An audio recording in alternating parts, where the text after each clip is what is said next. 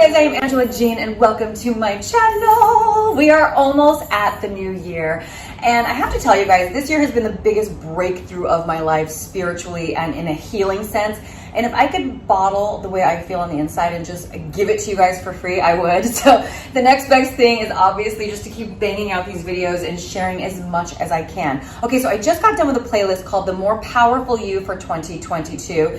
In that playlist, there are videos packed with information on how you can use anything that has happened in your life as a breakthrough. Okay, we're using our breakups, we're using our breakdowns, we're using it all as breakthroughs. So check out that playlist if you have not. And now I want to move on to the fun stuff. I am starting a playlist called Dating for Data. I am going to share with you guys how to use men and dating to expand spiritually, how to use men and dating to identify and get clarity on exactly what you want in life. So in this video, I'm going to tap down on two common themes that I have been experiencing with the coaching I have been doing with my singles and with my couples. So let's go ahead and jump into it.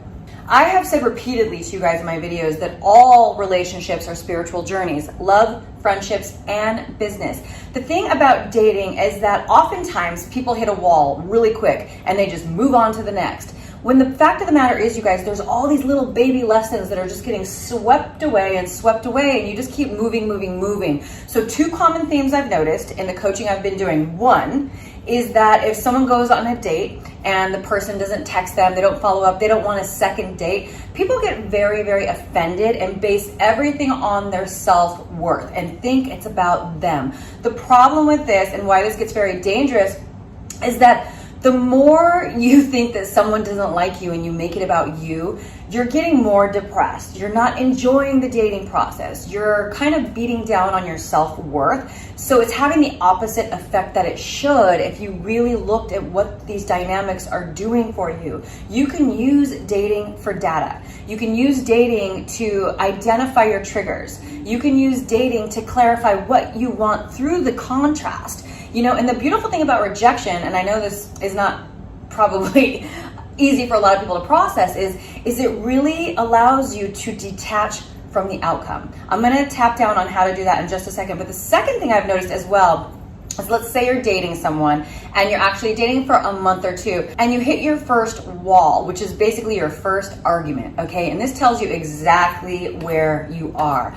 Number one, how are you being triggered and how are you communicating it? The problem is most people will send that text where they haven't taken the time to process what's being triggered and they're just projecting their shit from the inside onto the outside onto this person, and then you trigger that person and then it's done. Like literally people just literally part ways and that's the end of it.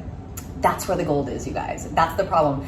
That is where the gold is. So if you do part ways, you guys, I want you guys just to really start evaluating yourself and using dating for data. If you're the one that got triggered and you sent a text, or if someone attacked you, the beauty is this is your moment to grow spiritually. This is your moment to change your paradigm on how you communicate your feelings to someone. Whether you're the giver or the receiver of the trigger, that is your moment to step into the new you on how you want to communicate your issues. Okay, so tip, if you're the one being triggered, before you respond, you really have to sit with yourself and be like, okay, what am I feeling and why am I feeling this?